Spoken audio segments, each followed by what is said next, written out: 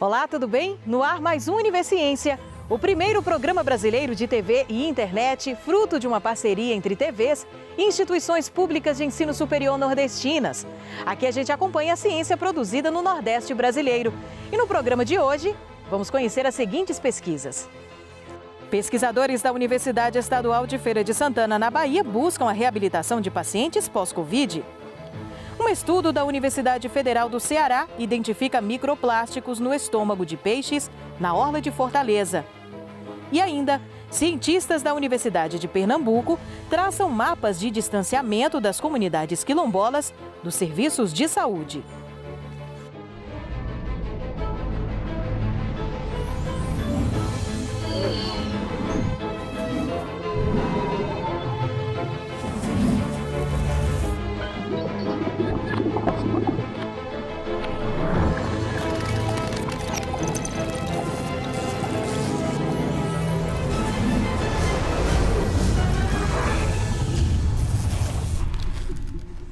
Os desafios da Covid-19 vão além da prevenção ou do tratamento. As sequelas também são preocupantes. E é aí que entra a missão do Ambulatório de Saúde da Universidade Estadual de Feira de Santana e dos pesquisadores, que buscam promover a reabilitação e a melhoria da qualidade de vida de pacientes com sequelas deixadas pelo novo coronavírus.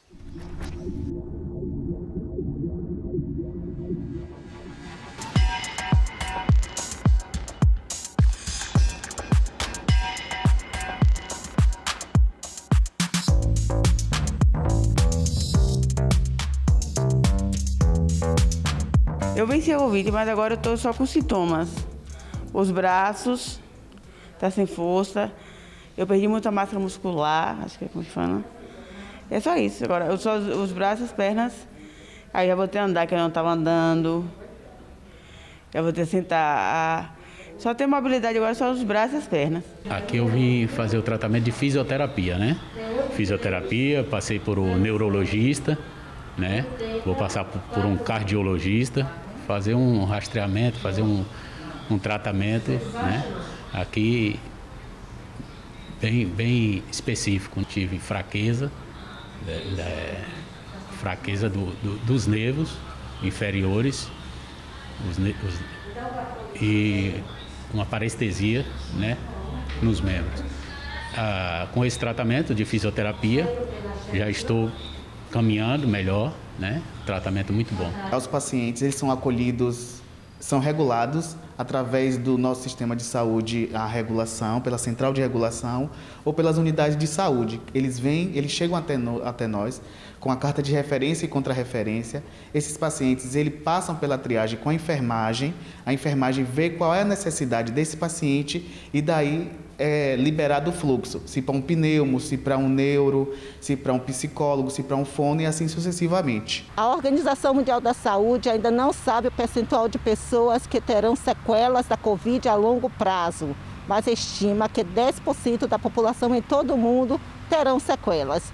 Uma realidade mostrada nos postos de saúde revela que esse número pode ser ainda maior. Um aprendizado diário, porque independente do quadro ou de quantos pacientes vieram, cada um tem uma relação diferente com o Covid. São histórias diferentes, né?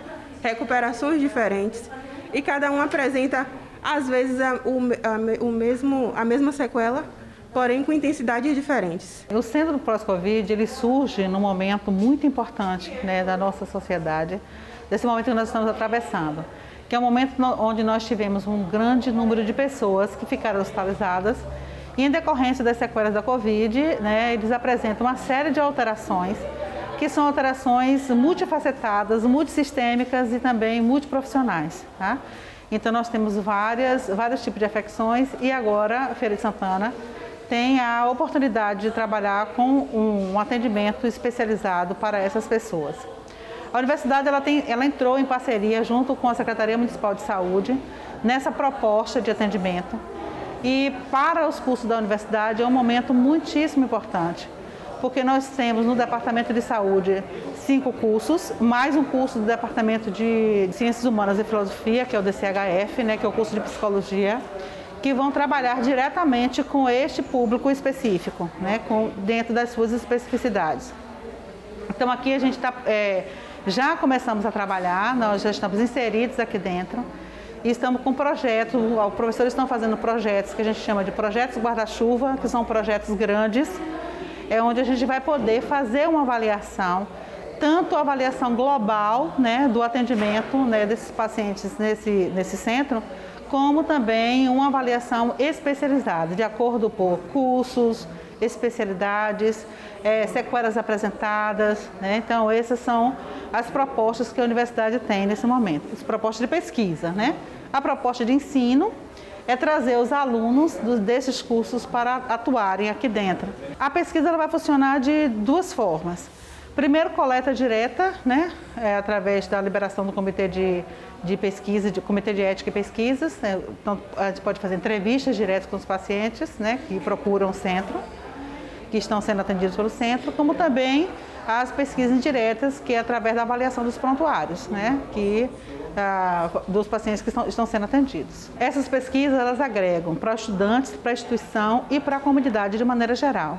Que dependendo do resultado das pesquisas, algumas ações elas podem ser implementadas, modificadas, né? E é basicamente isso que é a finalidade da pesquisa, não somente de mostrar, né, o retrato, né, do atendimento, o retrato dos pacientes que estão aqui, o perfil desses pacientes, mas também elas podem levantar lacunas, né, a gente pode apresentar lacunas para que outros atendimentos, outros direcionamentos possam ser feitos em relação a essas pessoas que estão sendo atendidas. Cada dia é uma surpresa, né? Então, assim, você conversando com a enfermeira que faz o acolhimento, ela sempre coloca: Silvia, hoje chegou uma pessoa que apresentou tal sintoma, quer dizer, cada dia tem sintomas novos que as pessoas pós-Covid elas apresentam. E a gente, dentro desses sintomas, a gente vem buscando encaixar ou procurar especialidades que possam atender. Ainda não sabemos, é uma doença nova, se todos esses sintomas eles são reversíveis ou não. Mas nós estamos dispostos a estar trabalhando e fazendo com que essas pessoas voltem o mais rápido possível para as suas atividades cotidianas anteriores, né? E no próximo bloco você confere. Pesquisa da Universidade Federal do Ceará encontra microplásticos no estômago de peixes da orla de Fortaleza. A gente volta já já.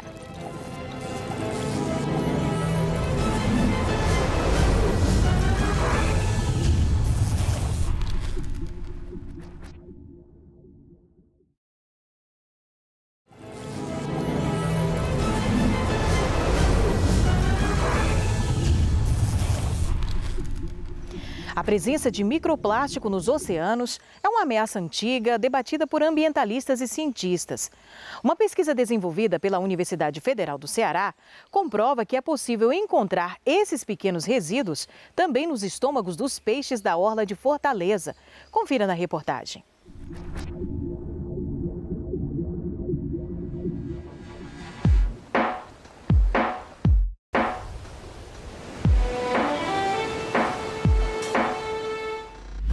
Tese, inicialmente, a proposta era estudar a assembleia de peixes associada aos espigões, né, na zona costeira de Fortaleza. Espigões são aquelas estruturas, né, de pedra que se estendem da terra ao mar. Porém, na nossa primeira coleta, a coleta piloto, a coleta de reconhecimento da área, ao passar a rede de pesca para capturar as espécies de peixes, nós não capturamos nenhuma espécie de peixes.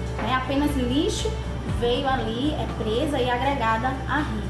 A partir de então, nós vimos, né, a necessidade de redirecionar os nossos estudos nesse sentido, de estudar essa problemática, a questão da poluição marítima.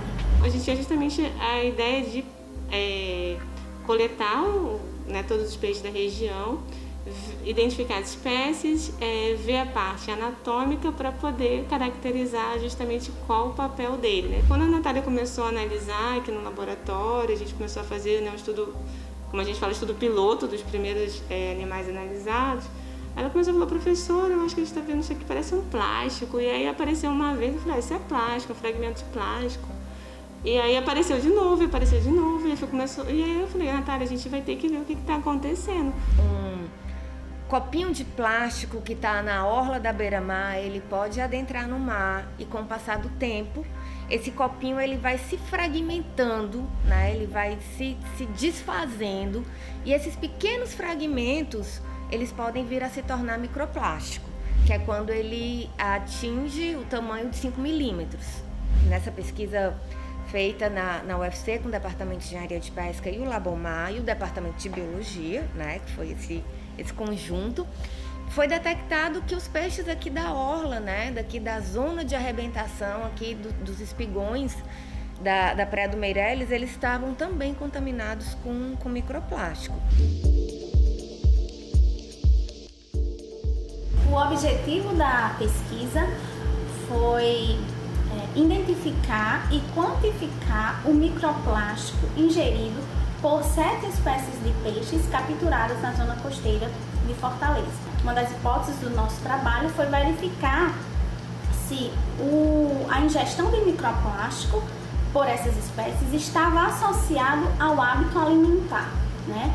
E como conclusão, na nossa pesquisa, nós verificamos que não existia essa associação, ou seja, independente do hábito alimentar das espécies, todas estavam sujeitas à ingestão de microplástico. Nós analisamos 3 espécies de bagres, 2 espécies de pequenos pelágicos, a sardinha e a palumbeta, e 2 espécies, o coró e o roncador. O microplástico mais presente nos estômagos das espécies que nós analisamos foi o poliéster. O poliéster, que é uma fibra sintética amplamente utilizado, né, pela indústria têxtil. Uma das hipóteses que a gente estuda e que já vem sendo discutida é que esse poliéster entra no mar por conta da máquina de lavar. Nossa máquina de lavar, né? Então aquele resíduo vai para o esgoto e muitas vezes a gente limpa o nosso filtro da máquina de lavar na pia, né? E ali desce, né? Vai para o esgoto e acaba chegando ao mar. Isso nos mostra, né, que nós precisamos repensar a questão do tratamento dos esgotos domésticos para evitar que esse tipo de microplástico ele chegue nos rios, né, e posteriormente no oceano. Esse trabalho ele vai trazer uma grande contribuição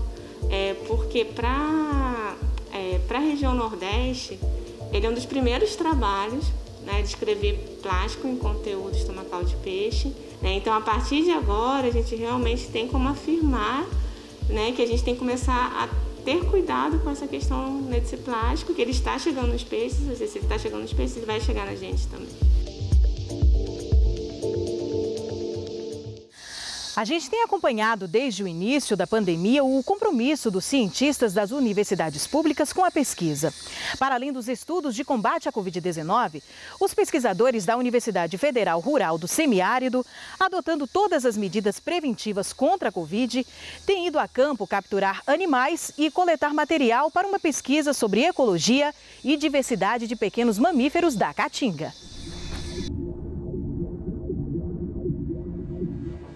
O dia começa cedo para quem estuda a fauna da Caatinga. Para esses alunos do curso de Ecologia da UFES, em Mossoró, quando o sol nasce, eles já precisam estar na mata para ver se há animais nas armadilhas montadas no dia anterior.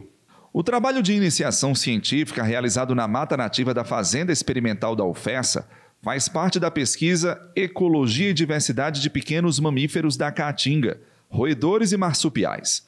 Para quem não sabe, os marsupiais são aqueles animais que têm uma espécie de bolsa para carregar os filhotes. Aqui o marsupial mais encontrado é a catita. Esse daí é um macho, com cerca de 5 meses. O trabalho é coordenado pela professora Cecília Calabucci. A Caatinga ela tem recursos suficientes para uma comunidade inteira de pequenos mamíferos. Varia ao longo do tempo, mas não deixa de existir esse recurso.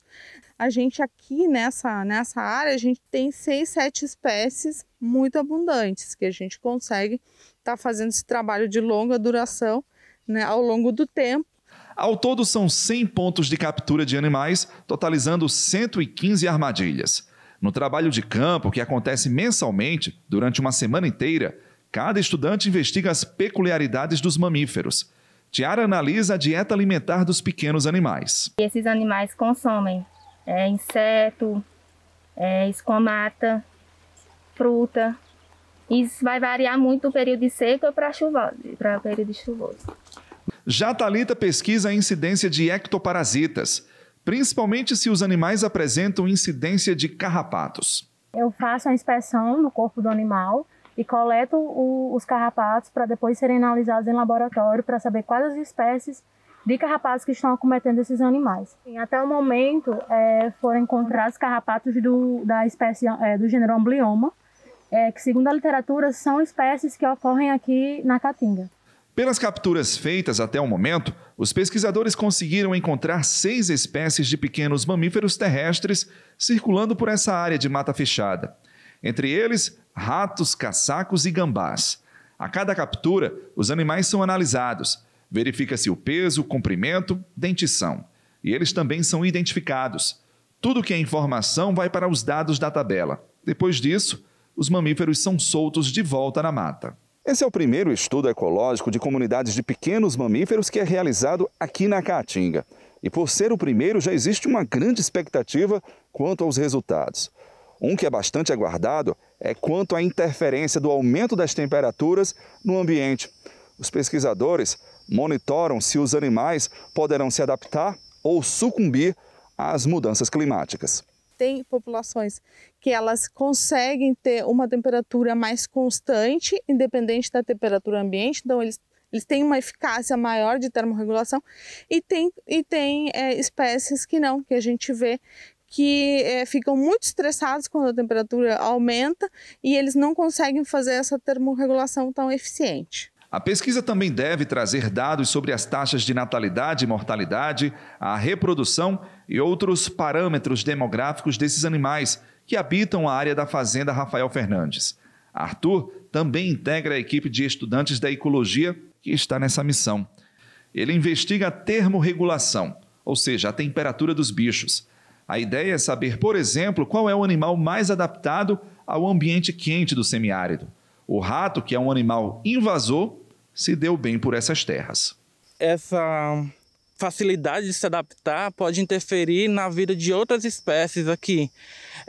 Como ele é um animal que se adaptou muito fácil, uma espécie invasora que se adaptou muito fácil ao nosso ambiente, pode interferir negativamente com a vida de outras espécies endêmicas da nossa região. Independente da espécie, esses pequenos mamíferos têm a sua importância no equilíbrio ambiental da Caatinga. Daqui a pouco a gente volta com uma pesquisa feita pela Universidade de Pernambuco. Eles estão produzindo mapas para ajudar as comunidades quilombolas a encontrar serviços públicos de saúde.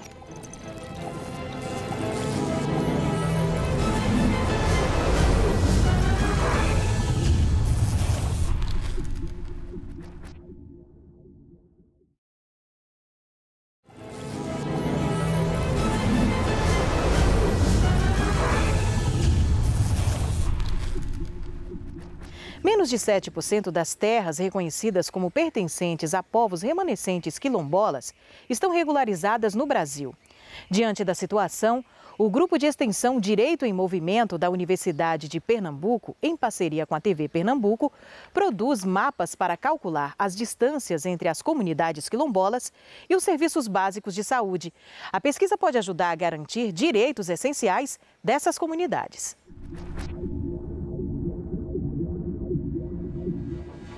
Um projeto que está mapeando a distância entre as comunidades quilombolas em relação aí às creches, postos de saúde, escolas. Ficou curioso para falar mais sobre esse projeto? Estou aqui ao lado da professora de Direito da UPE, Clarissa Marques. Fazemos parte do curso de Direito da Universidade de Pernambuco no campus Arco Verde. Então estamos lotados e lotadas no sertão de Pernambuco.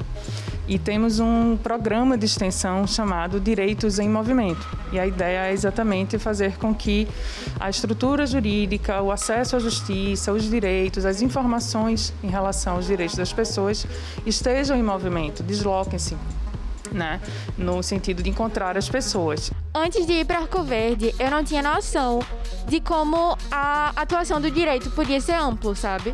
Antigamente eu entendia que a atuação do direito estava muito restrita à pesquisa de legislação e jurisprudência, só que estar de fato em contato com as pessoas que precisam dos direitos e perceber que a gente pode mudar as realidades com a nossa pesquisa é uma grande oportunidade, não somente profissional, mas também pessoal. Nós temos hoje, atualmente, 2 grandes gargalos, digamos assim, no que diz respeito à efetivação dos direitos para a população quilombola. O reconhecimento dessas comunidades, formalmente, pela Fundação Palmares, é algo que precisa realmente ser repensado no sentido de uma maior efetivação desse reconhecimento e de forma mais célere. E o problema da territorialidade, da territorialização dessas comunidades. A demarcação das terras quilombolas em Pernambuco, principalmente, é algo ainda muito inicial. E como essa territorialização ela é deficitária, naturalmente o acesso a políticas públicas também torna-se mais difícil. Essa metodologia, essa nossa decisão em produzir mapas que calculem as distâncias entre as comunidades quilombolas e os serviços de saúde, educação e creche surgiu a partir de visitas que nós realizamos. Nós realizamos escutas para identificar as principais demandas dessas comunidades. A educação quilombola ela precisa perpassar por todos os campos desde o início. E o que a gente pensa dessa questão da educação é que os professores eles sejam oriundos das comunidades quilombolas. Só nós quilombolas sabemos a importância que nós temos da nossa cultura, da nossa religião, dos nossos ensinamentos. Claro que compartilhando com outros conhecimentos oriundo de outras regiões. Quando a gente para pensar na situação das mulheres, é necessário ressaltar que a maioria das mulheres do nosso país, sejam elas brancas, negras, pardas, enfrentam jornadas duplas ou triplas. E que isso normalmente está relacionado com cuidado com a casa e com cuidado com os filhos. Porque na maioria das vezes, a falta de creches impede que essas mulheres possam trabalhar. E aí elas ficam em casa sujeitas a situações de violência ou situações de dependência econômica. Ou quando elas têm acesso à creche, normalmente essas creches são muito distantes. Então as mães têm que andar durante 2 horas para deixar as crianças, depois ir para o trabalho. E daí andar mais 2 horas para pegar as crianças e mais um tempo até chegar em casa.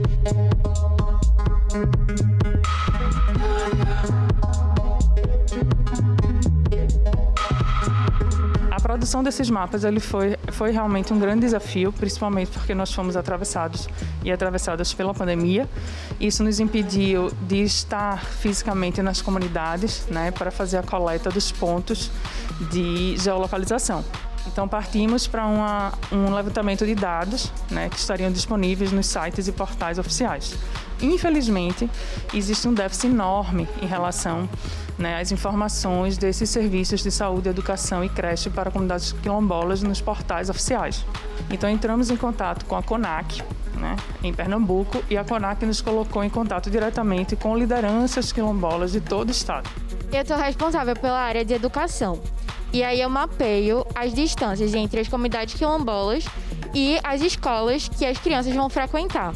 Só que isso envolve tanto as escolas que estão dentro dos territórios, como as escolas que ficam nos centros das cidades. Porque na maioria das vezes, não é a escola dentro do território que vai abranger todas as etapas de ensino. E até agora a gente já produziu todos os mapas e já estamos na fase de análise jurídico-cartográfica, que é quando a gente vai traçar o texto de lei com o que realmente está acontecendo na prática.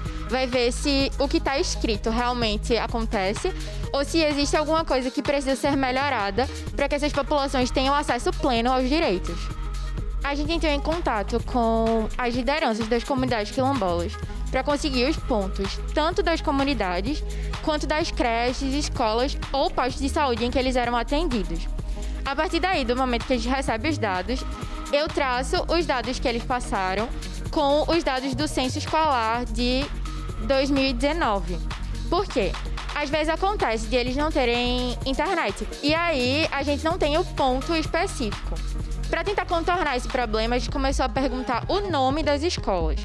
E aí, a partir do nome das escolas, eu traçava com o censo, e do censo eu pegava o ponto da localidade. E aí a gente pega essas coordenadas geográficas e coloca no QGIS, que é o software que a gente está usando para mapear. E a partir do QGIS é que a gente vai traçar as distâncias e as retas entre um ponto e outro.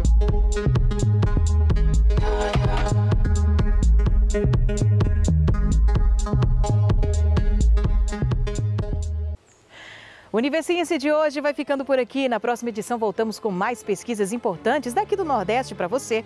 Tchau, tchau e até lá!